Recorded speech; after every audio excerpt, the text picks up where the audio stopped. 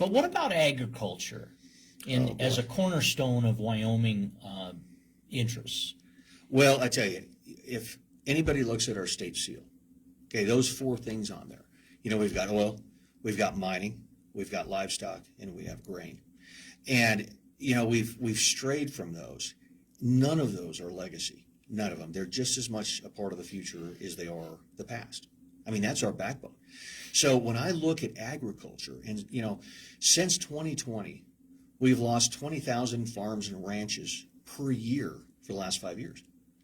We're losing roughly 4 acres a minute nationwide of agricultural land. This You're kidding me. It's unbelievable what's happening. Where's that source?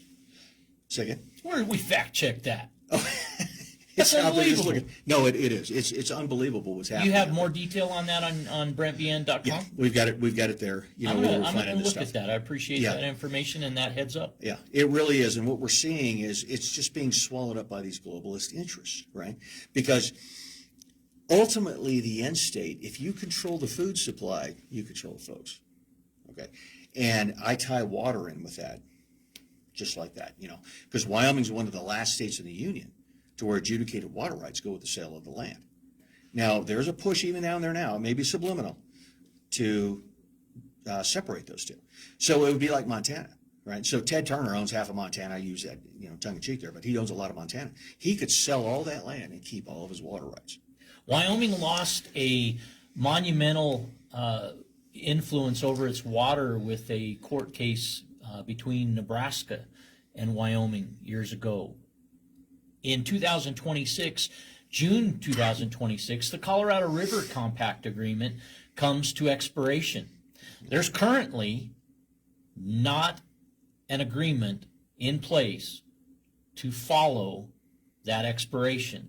Do you have insights on that as a future potential governor of Wyoming that you might lend to the thoughts of our audience? So this stemmed from way back at the kind of early last century, when Colorado diverted the Laramie River down to Colorado. Well, so Wyoming sued Colorado in the Supreme Court, and the Supreme Court says you can't do that. So one of those things that came out of it was the CRC, the Colorado River Compact, in 1922. And so you have a series of upper basin states, which were an upper basin state, and then you have a series of lower basin states, California, Arizona, those kind of things. And so the amount of water is actually measured down near Lake Powell. So there's supposed to be roughly 17 million acre feet of water that actually get down there. So our percentage of that as an upper basin state is 14%. Okay, and we're talking about the Green River, as it comes down through Fontenelle and then goes down through Flaming Gorge, and as soon as it leaves Flaming Gorge and goes into Colorado, it turns into the Colorado River. And so you think about that, 14%. And my stance is there was no way I would ever go above that original agreement. Now, Bureau of Reclamation is coming out saying, you guys better agree or we're going to do it for you. And what I see is WOTUS, Waters of the U.S. under Barack Hussein Obama, was an attempt, and it's still out there, to have federal control over any navigable waterway. Well, what's a navigable waterway? I mean, is that a little creek? What is it? Now it comes down under the Biden 30-30. I mean, it could be standing water in some sort of a depression. But it is an attempt to federalize all of our water.